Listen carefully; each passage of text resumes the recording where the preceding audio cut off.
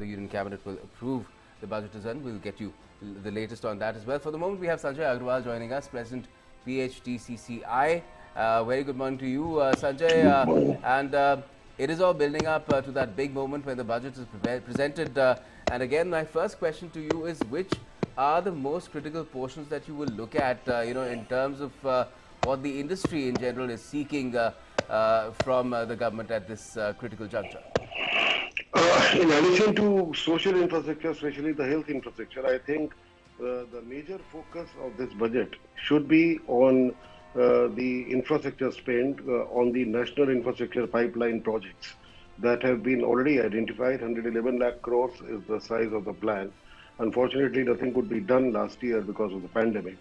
What we are hoping for is a very strong and innovative solution to this issue of financing and encouraging the investment into infrastructure. What PhD Chamber has strongly recommended to the government is to set up, or rather alter even existing development financial institutions into mega DFIs, where money could be raised by a combination of equity coming in as FDI, with the government retaining a golden share to have the control retained. Okay. At the same time, there could be bonds with sovereign guarantee both in US dollars and in rupee or masala bonds as they are called, to offer the worldwide investors multiple choices as per their appetite. All this money that is lapping around in the international money markets because of the loose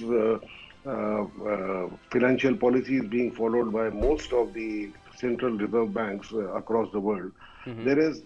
Potentially, it's not going to be difficult to raise 25-30 lakh crore of rupees every year for the infrastructure bonds and the infrastructure investment into the country, provided we make sure that all the wrinkles are smoothened out. And the main investment right now that we expect into the infra should be coming from the government, central government.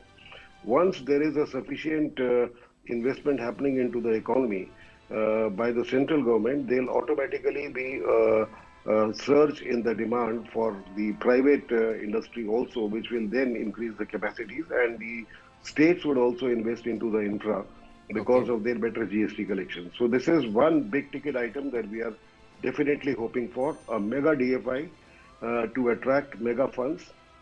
This is the only way that we can come out of this conundrum. The multiplier effect of investment into infra, even in the economic survey, has been estimated at 2.5 in times like these, which are very recessionary times. Yes, certainly.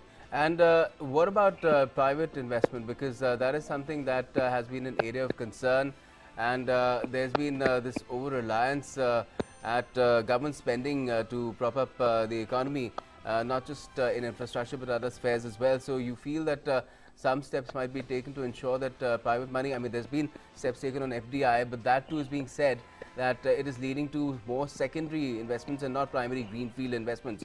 Now, do you think that there will be more thrust there as well, more private money of our own indigenous industry, Atmanirbhar Bharat, and of course FDI as well? I think the private investment will always be a function of the demand, and the demand side has to be addressed first. And to address the demand side issues, what is required initially is for the government to invest into the infrastructure on a very strong basis.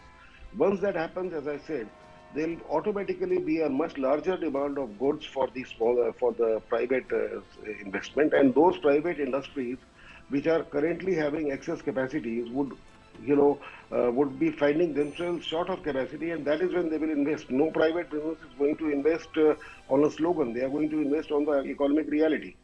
So what we need is a heavy dose of investment into the infrastructure. Just stay with me, Sanjay, because there were several mini budgets as well, as the Prime Minister mentioned, that were rolled out through the course of the current fiscal, and they were presented in the form of COVID-related stimulus. They helped India ramp up healthcare infrastructure. This sector could see renewed focus and opportunities based on this infrastructure. Union Finance Minister Nirmala Sitharaman had allocated rupees 69,000 crore to the health sector while presenting the budget for the year 2020-21. It also included 6,400 crore rupees of Pradhan Mantri Jan Arogya Yojana. About 11 crore families of the country get health insurance of rupees 5 lakh every year under this scheme. Around 25,000 hospitals in the country have joined Pradhan Mantri Jan Arogya Yojana so far.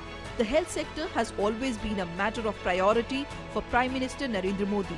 Special care was taken in the budget to provide the benefit of the health facility to poor people at their homes. The opening of Jan Aushadhi centers in all the districts by 2024 and provision of 2,000 medicines and 300 surgical items in those centers were mentioned in the last year's budget.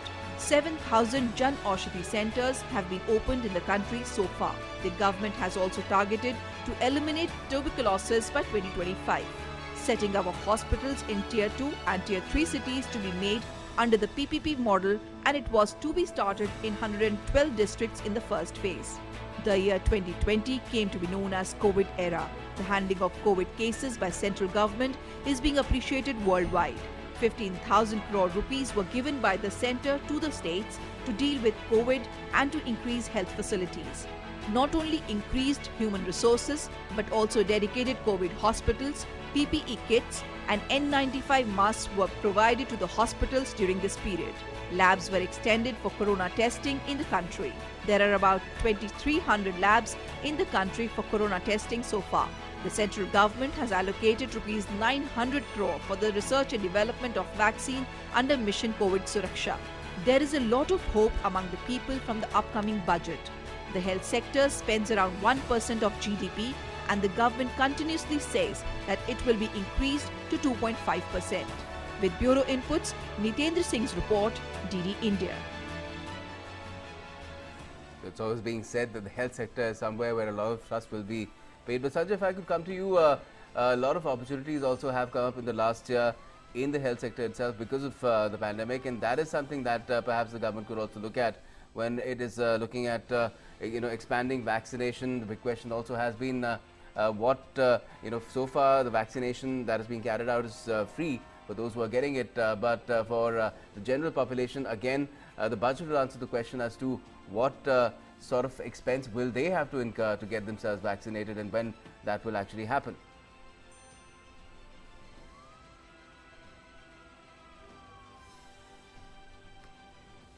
The vulnerable parts of the society, the lower income groups and so on, they should still, in our opinion, be getting free vaccination.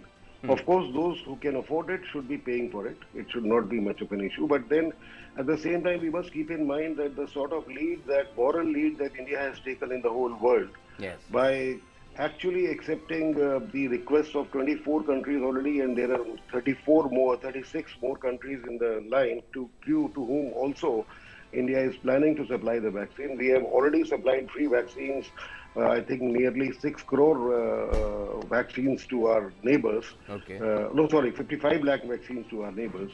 And we plan to supply vaccines in crores free of cost as our support in this difficult time. So I think we could do that for the country also. Of course, there is no need to subsidize those who can afford it. But having said that, I think this pandemic has made us realize how critical is the health infrastructure of the country, and how investment into the health infrastructure is the biggest multiplier in terms of human wellness, human development index, as also in terms of the economic results of the healthy population. The economic survey is in absolute agreement with our chamber's suggestion, which we have been giving very strongly for the past 1 year, that the health infrastructure, health budget should be doubled from 1.5% of GDP to at least 3% of the GDP, and that is what we are expecting in this budget. In addition, we need to take very positive, strong steps to ensure that the delivery of both CAPEX and OPEX funds for the lowest level, from primary healthcare centers to block level to district level and to the national institutes, health institutes, is seamless. Sanjay, I'm sorry to interrupt, but completely out of time as far as this segment is concerned. So thank you so much for joining us to talk about the budget at this juncture. Thank you to you too, Deepshika and Narendra Wadhwa for joining us for the moment. But our coverage will continue related to Union Budget 20 FY22, if we can call it in short, and do stay with us.